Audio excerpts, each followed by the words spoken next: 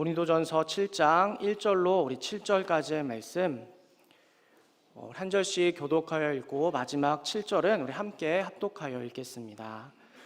너희가 쓴 문제에 대하여 말하면 남자가 여자를 가까이 아니함이 좋으나 음행을 피하기 위하여 남자마다 자기 아내를 두고 여자마다 자기 남편을 두라. 남편은 그 아내에 대한 의무를 다하고 아내도 그 남편에게 그렇게 할지라. 아내는 자기 몸을 주장하지 못하고 오직 그 남편이 하며 남편도 그와 같이 자기 몸을 주장하지 못하고 오직 그 아내가 하나니 서로 분방하지 말라. 다만 기도한 틈을 얻기 위하여 합의상 얼마 동안은 하되 다시 합하라. 이는 너희가 절제 못함으로 말미암아 사탄이 너희를 시험하지 못하게 하려 함이라. 그러나 내가 이 말을 함은 허락이요 명령은 아니니라. 함께 읽겠습니다. 나는 모든 사람이 나와 같기를 원하노라. 그러나 하나님께 받은 자기의 은사가 있으니 이 사람은 이러하고 저 사람은 저러하니라. 아멘. 할렐루야. 아멘. 우리 오늘도 우리 하나님의 귀한 말씀을 우리 열방교회 성도님들과 나눌 수 있음에 감사드립니다. 오늘은 인생의 참고서라는 이 말씀의 제목으로 우리 성도님들과 함께 은혜의 말씀을 나누려고 합니다. 지금까지 우리는 사도 바울이 고린도 교회에 보내는 이 편지를 통해서 고린도 교회가 가진 문제와 또 그 문제에 대한 권면의 말씀들을 살펴보게 되었고, 이 시대에 우리에게 맡기신 우리 열방교회와 사역을 어떻게 하면 감당할 수 있을지 함께 말씀을 나누고 있습니다. 하나님께서는 우리를 하나님의 동역자요 또한 그리스도의 일꾼으로 불러주셔서 바로 하나님의 나라와 교회를 세워가는 귀한 사명을 우리에게 허락하여 주신 것입니다. 또한 교회는 세상과 구별되는 거룩한 곳이기 때문에 교회를 이루고 있는 지체인 우리 성도로 또 교회를 세우는 사역을 감당하는 일꾼으로 우리는 세상과 구별되는 다른 지혜와 또 다른 삶의 방법으로 살아가는 것이죠. 그래서 지난 시간, 물론 아주 오래된 시간이죠. 저와 함께 했던 지난 시간에 고린도전서 6장 말씀의 내용처럼 우리의 삶의 목적은 바로 하나님의 나라를 유업으로 받은 하나님의 백성으로서 하나님의 영광을 위하여 살아가야 하는 것을 말씀을 통해 나누게 되었습니다. 즉 하나님의 은혜를 깨닫고 교회를 세우기 위하여 우리가 하나님의 동역자로 또한 그리스도의 일꾼으로 부름받은 우리의 삶의 목적은 바로 다른 것에 있는 것이 아니라 오직 우리 하나님께만 영광 올려드리는 삶을 살아가는 것입니다. 우리의 몸은 성령 하나님께서 거하시는 성전이요 우리 예수 그리스도께서 십자가에서 쏟으신 보혈로 우리의 죄값을 치르시고 우리에게 새 생명을 허락하여 주셨으니 이제 우리의 몸은 우리의 것이 아닌 우리의 주인 되신 하나님의 것이 되었습니다. 그래서 교회는 바로 우리의 주인이신 우리 하나님의 영광을 위하여 존재하는 곳으로서 하나님의 영광을 나타내는 모습을 살아가야 하며 그 모습이 우리의 삶의 목적이 되는 줄 믿습니다. 그래서 믿는 자들에게 모든 것이 가하고 자유로울지라도 우리는 그 하나님의 영광을 위하여서 우리의 행동을 절제하여 하나님께만 영광 올려드릴 수 있어야 합니다. 우리 모든 열방교회 성도님들의 삶의 모습과 그 목적이 오직 하나님의 영광을 위하여 살아갈 때에 우리의 삶을 통하여 하나님의 역사하심이 증거되어질 줄 믿습니다. 또한 우리가 함께 이 시간 읽었던 이 말씀 역시 우리 지난 시간에 나눴던 말씀과 연결되어서 그리스도인의 삶의 목적은 바로 다른 것에 있는 것이 아니라 하나님의 영광을 위한 삶을 살아야 함을 말씀하고 있습니다. 그렇기 때문에 결혼도 또한 이혼도 또한 재혼도 독신으로 살아가는 모든 것도 나아가 인생의 중요한 결정과 모든 문제의 선택에 있어서 나의 만족과 나의 유익 또 이 땅의 문화와 많은 사람들이 말하며 살아가는 것이 기준이 되어 선택하는 것이 아니라 오직 우리 하나님의 나라를 위해 또 하나님의 영광을 위한 결정이 되어야 합니다. 그렇다면 우리는 왜 나 자신의 유익과 만족보다 우리 하나님의 영광을 위한 기준을 가지고 결정해야 할까요? 그 이유는 우리는 하나님의 부르심으로 말미암아 살아가는 하나님의 자녀가 되었기 때문입니다. 즉 인생의 중요한 결정에 있어 세상과 나의 만족과 유익을 위한 기준이 아닌 하나님의 영광과 나라를 위한 결정을 해야 하는 그 이유는 우리의 신분이 이제는 하나님의 자녀가 되었기 때문이죠. 바로 세상에서 믿지 않는 자들과 우리가 함께 살아가고 있지만 우린 이제 그들과 전혀 다른 신분을 가지고 살아가고 있는 그리스도인이 되었다는 것입니다. 우리 열방의 모든 성도님들께서는 예수님을 그리스도로 믿는 그리스도인이 되셨습니까? 네, 대답이 좀 작으시네요. 네, 그리스도인이 되셨습니까? 아멘. 네, 우리 여러분들께서 고백하신 그대로 우리는 바로 이제 그리스도인이 되었습니다. 그렇기 때문에 우리는 세상 사람들이 살아가는 그 삶의 방법이 아닌 바로 우리의 주인 되시는 하나님께서 말씀하시는 그 말씀에 순종하여 살아가는 것이죠. 그러다 보니 우리는 우리의 인생의 중요한 결정마다 세상 사람들이 하지 않는 그런 믿음의 선택을 해야만 합니다. 만약 하나님을 모른 채 또 우리가 하나님의 자녀가 되지 않았다면 전혀 생각하지도 또 고민하지도 않을 그런 문제들을, 그런 믿음의 고민들, 또 중요한 결정들을 우리는 세상의 방법과 그런 기준이 아닌 바로 하나님의 말씀 가운데에 고민하고 있는 것이죠. 세상 사람들이 하지 않는 그런 믿음의 고민들이 무엇이 있을까요?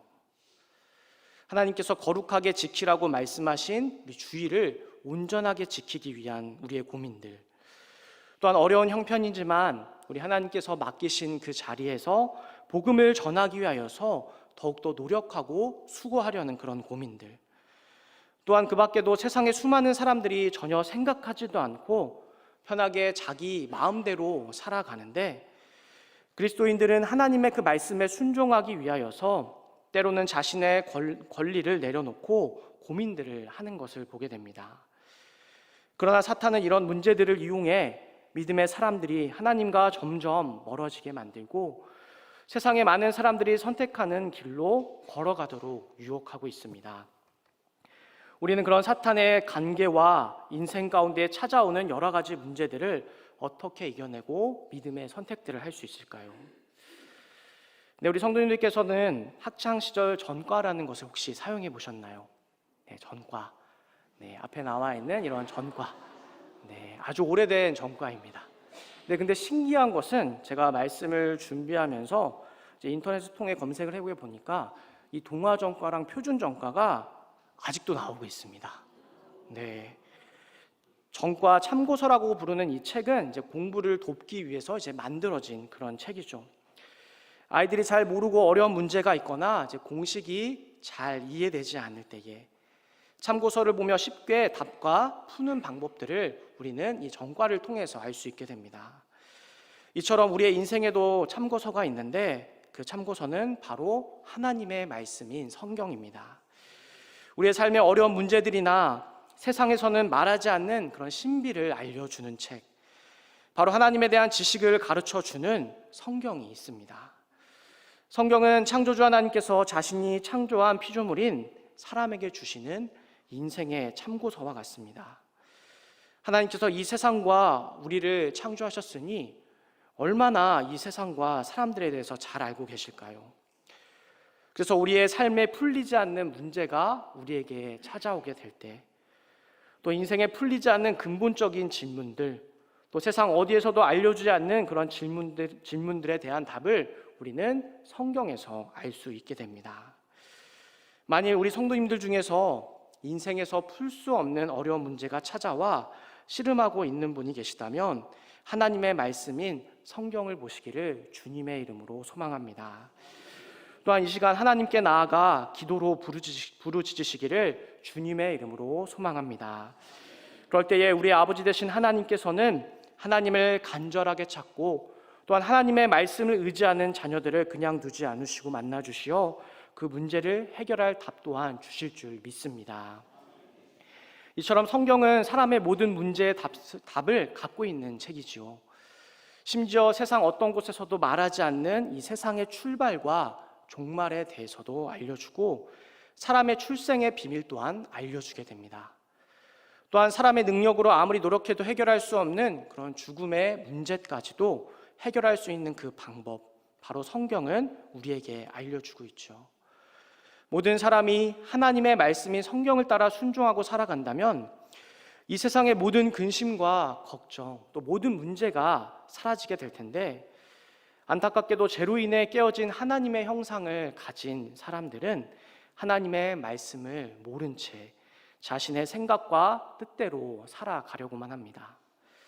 자신이 하나님과 같은 자리에 올라 판단하고 또 결정하려고만 하는 것이죠. 그렇기 때문에 죄의 영향력 아래 있는 이 세상은 항상 많은 문제들이 생겨 혼란스럽고 살기 어려운 세상이 되었습니다. 우리 인생의 모든 문제 해답은 오직 하나님과 하나님의 말씀을 잊지 마시고 우리의 주인 되시는 또 아버지 되신 하나님만을 의지하는 모든 인생이 되시기를 주님의 이름으로 축복합니다. 고린도전서 7장 이 말씀, 이제 인생의 중요한 문제 중에 하나인 이제 결혼에 대한 그런 주제를 다루고 있는 말씀의 장입니다. 결혼을 왜 해야 하며 또한 결혼 생활에 대해서 이렇게 말씀을 주고 있죠. 바울은 1절과 2절 말씀을 통해서 이제 남자가 여자를 가까이 하지 아니함이 좋으나 음행을 피하기 위하여 남자마다 자기 아내를 두고 여자마다 자기 남편을 둘 것을 권면하고 있습니다. 바울이 이처럼 결혼에 대하여 부정적으로 그렇게 말하고 있는 이유는 당시 그리스도인들이 처한 상황이 이제 가정을 이룬 만큼 평화롭지 않은 상황이었기 때문입니다. 7장 26절에 곧 임박한 환난과 또 29절에 그때가 단축하여진 고로 또한 31절에 이 세상의 외형이 지나감이라는 이 표현들을 통해서 그리스도인으로서 감당해야 될 그 고난과 핍박을 생각해 본다면 복음을 위하여 나처럼 혼자 지낼 것을 이제 권면하였던 것이죠. 그러나 바울은 혼자 지내는 것은 특별한 은사를 필요로 하기 때문에 그 은사에 따라 결혼을 하여 음행을 피하고 또 몸으로 하나님께 영광 올려드릴 것을 권면하고 있습니다. 한 남자와 한 여자가 만나 몸을 합하는 이 결혼의 이 모습은 성경의 시작인 창세기에 아주 잘 나타나 있습니다. 창세기 2장 20절부터 25절까지의 말씀을 보게 될 때 아담은 하나님께서 맡기신 사역을 감당하면서 모든 가축과 또한 공중의 새와 들의 모든 짐승에게 이름을 주어지는 일을 하게 됩니다. 그래서 아담을 통해서 동물들의 그 이름이 지어지게 되는데 그때에 아담을 도와주는 사람이 없었다라고 성경은 기록하죠. 하나님께서는 그런 아담을 보시고 돕는 배필을 만들어 주셨는데 바로 아담에게서 갈빗대 하나를 취하여 여자가 만들어졌고 그 여자와 합하여 한 몸을 이룰 것이다라고 성경은 기록하고 있습니다.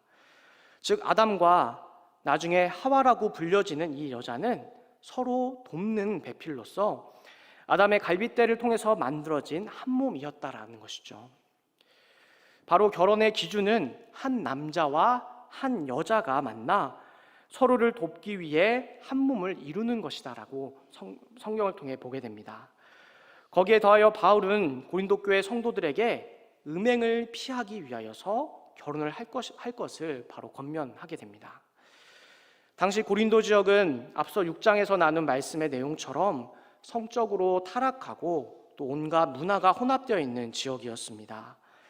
지금 우리가 살아가고 있는 환경보다도 아마도 성에 대해서 더 자유분방했기 때문에 성매매의 일이 그런 합법적으로 이루어지는 그런 도시였고 혼전 동거나 또한 근친상간 또 동성애나 일부 다처제 등 온갖 부도덕한 성적인 문제가 빈번하게 일어났을 것입니다.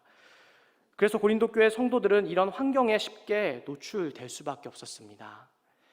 성도들 중에서는 하나님의 영이 거하시는 성전인 우리의 몸을 거룩하고 구별되게 생각하는 것이 아니라 그 당시의 시대적 상황과 문화에 따라 육체의 성적 쾌락과 음란을 위하여 살기도 하고 또한 예수님을 믿지 않는 배우자를 만나 부딪히는 많은 문제들도 그들 가운데 있었을 것입니다.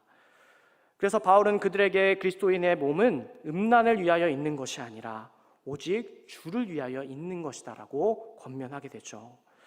그리고 그 음란을 피하기 위하여서 바로 한 남자는 자기 아내를 두고 한 여자는 자기 남편을 둘 것을 말씀합니다. 바로 고린도 교회를 이루고 있는 이 성도들의 가정이 더욱더 하나님의 말씀으로 건강하게 세워지기 위하여서, 또 그로 인하여서 교회도 건강하게 든든히 세워지기 위하여서 그는 말씀을 통하여 권면하는 것입니다. 우리 3절 말씀 우리 다시 한번 우리 함께 읽도록 하겠습니다. 시작. 남편은 그 아내에 대한 의무를 다하고 아내도 그 남편에게 그렇게 할지라. 여기서 하나님께서는 분명하게 말씀해 주십니다. 남편은 아내에 대한 의무를 다해야 하며 아내도 남편에 대한 의무를 다해야 한다라고 말씀하고 있죠. 어느 한쪽만 의무를 감당하는 것이 아니라 양쪽 모두의 의무를 감당할 것을 말씀합니다. 그렇다면 여기서 말씀하는 남편과 아내에 대한 의무는 무엇일까요? 그 의무는 4절 말씀에서 이렇게 기록해 주고 있습니다. 우리 4절 말씀 함께 읽겠습니다. 시작. 아내는 자기 몸을 주장하지 못하고 오직 그 남편이 하며 남편도 그와 같이 자기 몸을 주장하지 못하고 오직 그 아내가 하나니. 물론 남편과 아내, 부부간에 대한 의무가 성경에 대해서 여러 가지 말씀들을 이야기하고 있으나 여기서 말하는 이 의무, 바로 4절에서 기록하고 있는 것처럼 자신의 몸을 자기가 주장하는 것이 아니라 남편은 아내가, 또한 아내는 남편이 주장하라고 말씀합니다. 여러분들께서는 이 말씀처럼 남편은 아내가, 또 아내는 남편이 이렇게 서로가 서로를 주장하고 계신가요? 아니면 각자 자신을 주장하며 살아가고 계신가요? 앞서 나누었던 이 창세기 2장 말씀과 우리가 읽었던 고린도전서 7장의 말씀을 우리가 생각해 보게 될 때 하나님께서 말씀하시는 부부가 되었다는 것은 서로가 연합하여 하나가 되었다는 것을 의미합니다. 그리고 연합하여 하나가 되었다는 것은 서로가 다른 육체와 인격체를 가진 각각의 독립적인 존재이지만 이 독립적인 인격체로 살아가는 것이 아니라 서로가 서로를 주장하는 모습으로 바로 하나가 되는 것입니다. 남편이 아내의 말을 따라 순종하는 것, 또 아내가 남편의 그 말을 따라 순종하는 것이 바로 부부의 하나됨이요, 서로에 대한 의무를 감당함으로써 건강한 가정을 이루는 모습이다라고 말씀하고 있습니다. 물론 지금 이 자리에 앉아 계신 많은 성도님들께서는 이미 결혼이라는 이 인생의 과정을 거치셨을 거라 생각됩니다.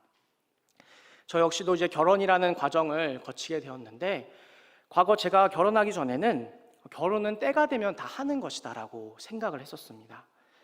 나이가 들면 사랑하는 사람을 자연스럽게 만나게 되고, 또 양가 부모님께 인사드리고 친구나 지인들을 초대해서 많은 사람들 앞에서 축하받으며 결혼식을 하게 되고, 또 때가 되어 신혼여행을 가고 아이들이 태어나 행복한 가정을 이룬다라고 생각을 했습니다. 그러나 막상 제가 결혼할 시기가 되었을 때에 생각과 현실은 다르다는 것을 느끼면서 이 모든 것 또한 하나님의 은혜였음을 고백하게 되었습니다. 또한 서로가 하나 되는 행복한 가정을 이루는 것이 얼마나 어려운 일인지 모르겠습니다. 분명 사랑하는 마음으로 결혼하게 되었는데 행복한 시간보다도 다투는 시간이 많아지기도 하고, 물론 저의 가정을 얘기하는 것은 아닙니다. 네, 성경에서 한 몸이라고 말하는데 서로 다른 두 목소리가 나올 때가 얼마나 많은지, 가정 안에 다툼이 없고 문제가 없는 우리 성도님들이 계시다면 정말 존경스럽습니다. 대신방을 하면서 각 가정을 이렇게 다니다 보면 어떤 집사님 가정에 이런 문구를 본 적이 있습니다. 사랑하며 살기에도 시간이 부족하다. 네, 이 문구에 우리 많은 성도님들께서 공감하실 거라고 생각이 됩니다. 모든 사람은 유한한 존재로 한정된 그런 시간을 살고 있기 때문에 이 말처럼 정말 사랑하며 살기에도 부족한 시간을 우리는 살아가고 있죠. 그런데 우리의 현실은 어떤가요? 분명 이 말씀과 다르게 다투는 일들이 많이 일어나게 됩니다. 우리 사회가 경제적으로 성장하면서 행복의 기준, 또 삶의 환경으로 인하여서 삶의 가치관이 변하게 되고 그 가치관은 결혼에 대한 모습이나 또 결혼에 대한 가치관이 많이 달라지게 만들었습니다. 물론 이전보다도 결혼하기 힘든 이유에는 많은 이유가 있겠지만 제가 생각하는 그 이유 중에 하나는 결혼해서 함께 사는 것보다 혼자 사는 것이 행복하다고 느끼는 사람들이 많아졌기 때문입니다. 지금과 같은 상황이라면 이제 비혼으로 혼자 사는 것이 더 편하고 낫겠다는 생각으로 또한 자신을 희생하면서 서로 맞추며 살아가기보다도 자신을 더 사랑하는 그 삶으로 자신만을 위한 삶을 택하며 살아가게 되는 것이죠. 그래서 세상의 많은 젊은이들은 결혼을 하기보다 의지적으로 자신을 위해 혼자 사는 비혼을 택하기도 합니다. 그리고 이런 선택을 할 수밖에 없는 것은 어쩌면 당연한 결과이기도 합니다. 왜냐하면 하나님을 믿지 않고 살아가는 세상의 삶은 바로 내 인생의 주인이 하나님이 아닌 내가 되었기 때문이죠. 변치 않은 하나님과 하나님의 그 말씀과 다르게 이 세상의 모든 것은 다 변하게 되어 있습니다. 10년이면 강산도 변한다는 옛말에 있듯이 우리의 생각으로 변하지 않을 것과 같은 큰 강과 단단한 바위와 같은 산도 세월에 따라 변한다는 것이죠. 이것이 창조주인 하나님과 피조물인 이 세상의 근본적인 차이이기도 합니다. 우리가 사는 이 땅에서의 삶은 모든 것이 다 변하고 모든 것이 다 달라진다는 것이죠. 그래서 각 시대마다 또 각 세대마다 그 가치관과 기준이 달라지게 되는데 그 가치관과 기준에 따라 모든 사람들의 삶의 방식과 생각에 영향을 주어 그 기준을 가지고 살아가는 것이 꼭 인생의 정답인 것처럼 또 성공이라고 생각하며 그대로 살아가게 우리의 삶을 변화시킵니다. 그래서 시대에 따라 그 시대의 가치관에 따라 이 사람들의 삶의 모습은 언제든지 바뀌고 달라지게 된다는 것입니다. 혹 여러분들께서는 새로운 것들을 좀 좋아하시나요? 네, PPT를 넘겨주시면 사람들은 참 새로운 것들을 좋아합니다. 네, 너무 빨리 넘겨주셨네요. 네, 넘기시면 안 됩니다. 네, 저 역시도 이제 새 가방, 네, 저기 나와 있는 새 가방이나 새 옷, 새 신발 잘 안 보이시나요? 네, 새 신발이나 새 가전제품, 또 이제 새 차, 네, 눌러주세요. 네, 새 차나 또 새 집을 사게 되면 되게 기분이 좋아지는 것 같습니다. 네, 우리 성도님들은 어떠신가요? 물론 이제 저의 아주 개인적인 이제 생각일 수도 있지만 보편적으로 새 물건에 대한 생각이나 이미지가 아주 좋은 것 같습니다. 그래서 물건이나 사물뿐만 아니라 이제 사람들에게도 이제 붙일 때가 있습니다. 그래서 새롭게 가정을 이루고 결혼하는 남자를 어떻게 부르죠? 네, 새 신랑, 또 그런 이제 자매분들을 새 신부라고 부르기도 합니다. 새로운 또 새 것이라는 이 단어는 기존에 익숙하게 사용하던 어떤 물건이나 사람과 다르게 신선한 느낌을 주는 것이죠. 물건의 경우에는 이제 새로운 물건은 사용한 흔적이 없어서 그런 깨끗한 모습을 보게 될 때, 또 처음 사용하기 위해서 이제 그 포장을 뜯는 그 과정 가운데, 언박싱하는 과정 가운데에 이제 포장을 덮고 있는 그 비닐을 이제 제거하게 될 때에 우리는 깨끗하고 오염되지 않는 그 순수함에 기분이 좋아지기도 합니다. 또한 새로운 제품에는 이전에 쓰지 않던 이제 발전된 기술들이 적용되어 있는 경우가 많은데 그 물건을 내가 사용하게 되면 이전에 몰랐던 편리함을 경험하기도 하고 또한 다른 사람들과 비교하여서 앞서가는 느낌을 내가 받게 되는 것이죠. 그래서 어느 때부터인가 이제 얼리 어댑터라는 이런 단어가 유행처럼 사용되고 있습니다. 많은 분들이 이미 알고 계시겠지만 이 단어의 뜻은 제품이 출시될 때에 가장 먼저 구입해서 평가를 내린 뒤 주위에게 그 제품의 정보를 알려주는 그런 성향을 가진 소비자를 지칭하는 단어입니다. 새로운 물건이 나오면 이런 성향을 가지신 분들은 무조건 물건을 사야 돼요. 그것이 비싸던 또 상관없이 무조건 그것을 사게 됩니다. 그리고 자신이 이용했던 그런 정보들을 나누게 되는 것이죠. 그만큼 앞선 기술과 변화에 아주 민감하게 반응하는 것이고 그런 적응하는 그 모습이 저는 좋아 보이기도 합니다. 그리고 새로운 것은 자연스럽게 이제 변화를 가져오게 되는데, 우리 성도님들께서는 이 세상의 변화에 빠르고 민감하게 반응하고 계신가요? 아니면 변화에 별다른 관심을 두지 않고 살아가고 계신가요? 저는 변화를 아주 싫어하는 보수적인 성향을 갖고 있는 그런 사람임에도 이 세상을 살아가기 위해서 변화에 민감하게 반응하고 또 시대의 흐름을 분석해야겠다는 생각을 하게 됩니다. 왜냐하면 빠르게 변하는 이 세상의 모습에 우리가 민감하게 반응하고 그 세상의 변화를 캐치한다는 것은 그만큼 세상을 살아가는 데 있어서 많은 도움을 얻을 수 있고 바로 남들보다 앞서갈 수 있는 길이 되기 때문입니다. 말씀을 준비하면서 제가 2023년도에 있는 변화를 또한 찾아보게 되었습니다. 참으로 이제 많은 것들이 변화되어지게 되는데 그중 몇 가지를 소개해 드리게 되면, 뉴스를 통해 이미 알고 계시듯 이제 학교 교복에서 특정 의류 브랜드의 체크 무늬를 많이 사용하고 있는데, 그 회사에서 상표권 침해 소송을 진행하여 버버리 체크 무늬를 사용하지 못하게 되었다고 합니다. 이 체크 무늬를 사용하고 있는 학교가 되게 많이 있는데 2024년부터는 다른 무늬로 바꿔서 전통적으로 내려오고 있던 이 학교의 교복들을 다 바꿔야 되는 그런 상황이 된 것이죠.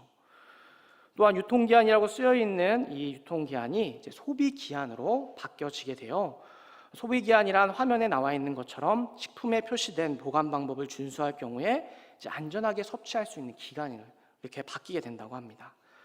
그리고 6월부터 만 나이로 통일되어서 현재의 나이보다도 한 살씩 다 젊어지게 되십니다. 나이에 민감하신 분들에게는 아주 기쁜 소식이죠. 그리고 혹시 여러분들 중에서 베이지룩이나 유틸리티 패션이라는 단어를 혹시 들어보셨나요? 이 단어를 알고 계신 분들은 패션에 아주 민감하신 그런 분들입니다. 2023년도 봄과 여름에 유행하고 있는 패션 트렌드가 있는데, 유틸리티 패션, 또 베이지룩이라고 해서 코로나19 팬데믹 이후에 경제가 아주 어려워지게 되면서 경기 불안과 연결되어서 실용성을 강조한 패션이라고 해요. 제가 볼 때는 전혀 실용성이 없어 보이지만 실용성을 강조한 패션이 지금 이제 유행을 하고 있다라고 합니다. 의류의 소재는 데님으로 불리는 청소제가 많이 사용되고 또 가죽이 많이 사용되고 입체적인 플라워 패턴이 들어가기도 했다고 합니다. 컬러는 베이비 블루나 나일락이나 베이비 핑크 등 예전에는 강한 색상이 유행하게 되었는데 부드럽게 바뀐다고 합니다. 혹 주변에 이렇게 입고 계신 분이 있다면 시대의 흐름을 주도적으로 앞서가는 이 패션 유행에서도 발맞춰 가고 계신 것이죠. 저는 패션에 대해서도 전혀 신경 쓰지 않기 때문에 변화가 오던 한결같은 패션을 유지합니다. 근데 패션이 되게 중요한 이유가 있습니다. 패션의 변화는 인류의 역사 이후 지금까지 계속되어 왔으며 이 시대의 상황과 문화를 가장 잘 표현해주는 모습이기 때문이죠. 제가 이렇게 장황하게 예화를 든 이유는 바로 이 말씀을 전하기 위해서입니다. 그러나 그리스도인들에게 세상의 변화에 민감하게 반응하고 또 분석하는 것보다 더 중요한 것이 있습니다. 그것은 모든 것이 변하는 이 세상 속에서도 변하지 않는 한 가지가 있다는 것이죠. 그것은 무엇일까요? 우리 성도님께서 고백해 주신 것처럼 바로 불변하신 우리 하나님, 또 그분께서 우리에게 말씀하여 주신 진리인 성경입니다. 인류의 역사 가운데 모든 것이 다 변하였고 현재도 변하고 앞으로도 변해 가겠지만 그 역사를 뛰어넘어 계신 존재, 또 시간과 공간을 초월하고 계시는 불변하시는 하나님을 아는 것과 그분의 말씀을 알아가는 것이 바로 우리의 인생에 있어서 가장 중요한 일인 줄 믿습니다. 그러나 이 세상은 하나님께서 모든 만물의 창조주 되시며 모든 인생의 주인이신 것을 잊게 만들고 우리를 하나님처럼 되고자 만듭니다. 하나님께서 이 세상과 사람을 창조하신 분명한 창조의 목적이 있음에도 그것을 잊게 하여 하나님께서 주신 지혜와 하나님께서 주신 그 의지를 가지고 하나님을 대적하게 하고 하나님의 말씀을 판단하고 결정하여 자신이 하나님과 같이 되고자 하는 것이죠. 세상은 지금까지 하나님의 중심에서 인간 중심으로 흘러가고 있는데 앞으로 시간이 흐르면 흐를수록 더 인간 중심에서 이 세상을 바라보고 이 세상의 주인이 자신인 것처럼 살아가게 될 것입니다. 그렇기 때문에 이 세상의 기준을 갖고 살아가는 모든 사람들은 변하는 환경에 따라 그 가정과 결혼에 대한 생각과 기준이 변하게 되고 이 세상의 가치관에 따라 그것이 옳다고 말하며 인간이 살아가는 올바른 방법이다라고 말할 것입니다. 그런데 성경은 바로 하나 되는 이 가정의 중요한 원리가 바로 다른 것에 있는 것이 아닌 오직 말씀이다라고 얘기하며 서로 자기 몸을 주장하는 것이 아니라 상대방이 주장하는 것이다라고 말씀합니다.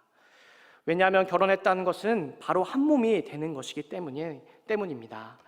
우리가 가정을 이루는 것 역시 하나님의 영광을 위한 일인데 하나님께서 우리에게 가정을 이루게 하신 것은 서로를 돕는 배필을 주어 하나님의 사역을 더욱더 힘있게 감당하기 위함입니다. 그래서 한 남자와 한 여자가 만나 가정을 이루어 서로를 돕는 것을 통해 하나님께서 원하시는 각자의 사명을 이루기 위해 우리는 서로 도와야 합니다.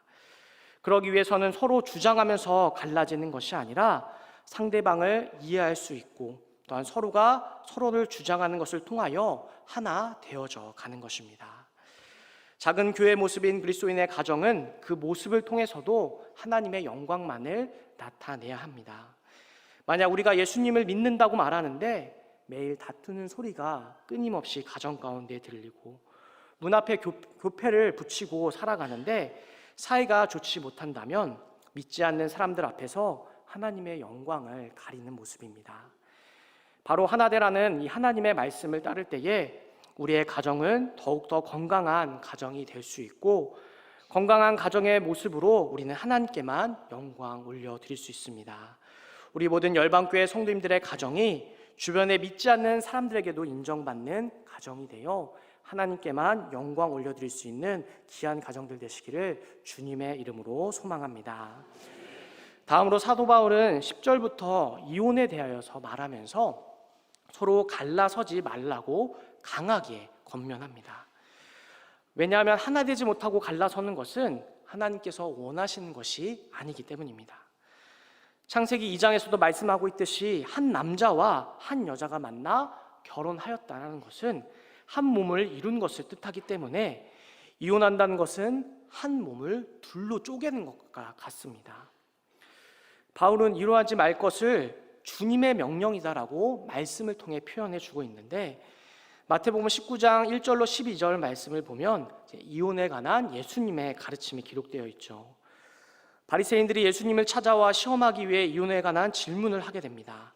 여기서 예수님의 대답은 창세기 2장 24절의 말씀을 근거로 한 사람이 그 부모를 떠나서 아내에게 합하여 그 둘이 한 몸이 되었고 그 둘은 이제 둘이 한 몸으로서 하나님이 짝지어 주신 것을 사람이 나눌 수 없다라고 말씀하고 있습니다.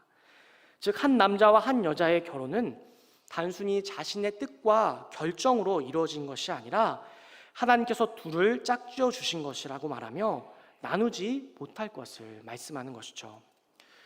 물론 이 말씀에서 이야기하는 이 이혼은 오늘날에 서로 합의하여 헤어지는 이혼과는 조금 다른 방향일 수도 있습니다.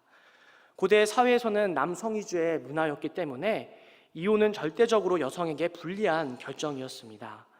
이혼을 당한 여성은 사회적으로 어떤 보호를 받을 수 없었기 때문에 예수님께서는 이혼에 대하여서 또 남성의 마음대로 결정할 것을 반대하셨던 것이죠. 하지만 성경의 다른 여러 말씀들을 또한 통해 보게 될 때 이혼에 대하여서는 분명히 부정적으로 말씀하는 것을 보게 됩니다. 즉 한 번 한 이 결혼은 하나님께서 합하여 주셨기에 다시 못 나눈다고 생각하여 평생을 같이 살아야 될 것을 말씀하는 것입니다. 우리 성도 여러분들께서는 한 번 한 결혼을 뒤로 미룰 수 없고 평생을 같이 살아야 된다는 이 말씀을 들을 때 어떤 마음과 생각이 드시나요? 너무 좋고 감사하며 기쁘십니까? 아니면 마음이 답답해지고 어려워지십니까? 물론 우리 열방교회에 속한 모든 성도님들의 가정에 계신 배우자를 우리가 떠올리신다면 너무 좋고 감사하실 거라 생각이 됩니다. 각 가정에 신방을 하게 되면 너무나 훌륭한 남편분들이 계시고 또 너무나 훌륭한 아내분들을 많이 보게 됩니다. 하지만 여러 가지 이유들로 그렇지 못한 경우들도 보게 되는데 살다 보니 성격이 다르고 또 삶의 방식도 다르고 가치관이 서로 맞지 않아 다투는 경우가 많아지게 되는 것이죠. 또한 감정으로 시작된 이 사랑이 얼마 지나지 않아 식으면서 자식들 때문에 살아간다라는 표현을 하기도 하고 또한 의리로 살아간다는 말도 있습니다. 사실 서로 다른 그 두 인격이 서로 하나가 된다는 것, 한 몸으로 살아간다는 것은 하나님의 사랑이 아니면 거의 불가능한 일에 가깝죠. 그래서 이 시대의 많은 사람들의 모습은 어떤가요? 이런 하나님의 말씀보다 또 이 말씀을 따라 살아가기보다 넓고 편한 길로 많이 나아가는 것을 보게 됩니다. 그러나 그럼에도 불구하고 우리가 이 말씀에 순종해야 하는 것은 이 모든 역사의 주관자이시고 통치하시며 섭리하시는 분이 우리 하나님이시며 그 하나님께서는 믿는 자의 삶 또한 가장 선한 길로 인도하시는 믿음이 우리에게 있기 때문입니다. 우리가 하나님의 살아계심을 믿는다면 그 하나님께서 우리의 모든 삶, 역사를 주관하시는 분임을 믿고 그 하나님의 말씀에 순종하며 나아가는 것입니다.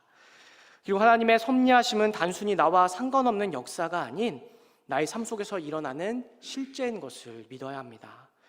그렇기 때문에 내가 결정한 것처럼 보이는 이 결혼의 과정과 때로는 갈등과 고통의 시간 속에서도 하나님께서 역사하시고 주관하심을 믿는 그 믿음으로 말미암아 하나님께서 함께 하게 하신 이 배우자와 나눠지지 않고 함께 동행하는 것입니다.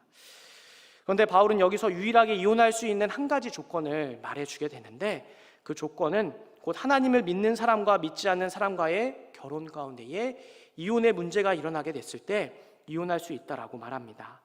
즉 신앙의 문제로 서로 의견이 달라지게 될 때 하나님을 향한 믿음을 지키기 위하여 이혼을 할 수 있다라는 것이죠. 그런데 그 역시도 믿지 않는 배우자를 구원할 수 있는 통로로 삼을 수 있기 때문에 신중하게 결정한 것을 바울은 말합니다. 어떻게 보면 이혼을 하지 말라라고 성경은 이야기하고 있는 것이죠. 이제 말씀을 정리하면서 우리는 신분의 그 변화가 세상과 나의 기준을 쫓아 살아가는 것이 아니라 바로 불변하시는 우리 하나님과 그분의 말씀을 따라 살아가는 하나님의 영이 거하시는 성전인 동시에 하나님의 나라를 세워가는 거룩한 하나님의 백성임을 깨달았습니다. 그리고 그 신분은 어떤 상황 속에서도 절대 변하지 않습니다. 우리가 교회 안에 있을 때에도 또한 교회 밖에서 생활할 때에도 우리의 신분은 여전히 하나님의 자녀이며 하나님의 백성인 것이죠. 우리의 신분이 상황과 환경에 따라 변하지 않는다는 것, 그것은 우리의 삶 또한 어떤 상황과 환경 속에서도 하나님의 나라와 의를 위하여 살아가야 되는 삶인 줄 믿습니다. 아무리 세상이 변하고 많은 사람들이 말하고 걸어가는 그런 삶의 방법이 있을지라도 그것이 하나님의 말씀이 아니라면 단호하게 거절하며 세상에서도 가정에서도 동일한 모습으로서 우리는 하나님의 영광만을 나타내야 하는 것입니다. 그래서 그리스도인의 모든 선택과 결정은 나의 유익과 만족보다 하나님의 영광이 우선시 되어야 됩니다. 우리가 하나님의 백성으로서 세상에서 살아가기 때문에 우리의 모습 하나하나가 또한 우리의 결정 하나하나가 바로 하나님의 영광을 나타내는 모습이 됩니다. 그리스도인의 가정이 하나 되지 못하고 갈라진다는 것, 바로 하나님께 영광 올려드리지 못하는 모습이 될 수밖에 없는 것입니다. 그리스도인은 7장 32절과 34절의 바울의 표현처럼 바로 주의 일만을 염려하는 사람들이 되어야 됩니다. 어떻게 하면 하나님의 나라와 의를 위하여 살아갈 수 있을까? 어떻게 하면 우리에게 맡기신 하나님의 나라를 확장하고 한 몸을 이루게 하신 열방교회를 건강한 교회로 세우며 이 땅에서 나에게 맡겨진 직분을 잘 감당할 수 있을까 염려하는 것입니다. 물론 그리스도인들도 세상을 살아가기 때문에 세상의 근심과 걱정, 필요에 따른 염려가 찾아오기도 합니다. 만일 예수님을 영접하여 하나님의 자녀로 살아가는 삶에 이 세상의 근심과 걱정, 필요에 따른 염려가 사라지면 얼마나 좋을까요? 그러나 그리스도인으로 살아가는 우리의 삶은 여전히 이 땅을 살아가면서 찾아오는 여러 가지 근심과 걱정, 또한 필요에 따른 염려가 있지만 그럼에도 불구하고 하나님의 나라와 의를 위하여 먼저 고민하고 염려하는 자들입니다. 왜냐하면 우리의 신분은 이제 하나님의 자녀로서 우리에게 허락하여 주신 하나님의 나라의 유업이 있고 또 하나님의 영광을 위하여 살아가야 함을 우리가 깨달았기 때문입니다. 그래서 우리는 7장 20절과 24절에 기록하고 있는 것처럼 각자 주어진 삶의 터전 가운데에서 또 각각 부르심을 받은 그 자리 가운데에서 또 그 은사로서 하나님의 백성으로 하나님께만 영광 올려드리는 삶을 살아가야 합니다. 우리 열방의 모든 성도님들, 우리 하나님께서 주신 그 삶의 그 터전 가운데서 또 그 자리 가운데에서 특별히 우리 사랑하는 우리 가정 안에서 말씀에 순종함으로 우리 하나님께만 영광 올려드리는 우리 모든 열방의 가족들 되시기를 주님의 이름으로 축복합니다.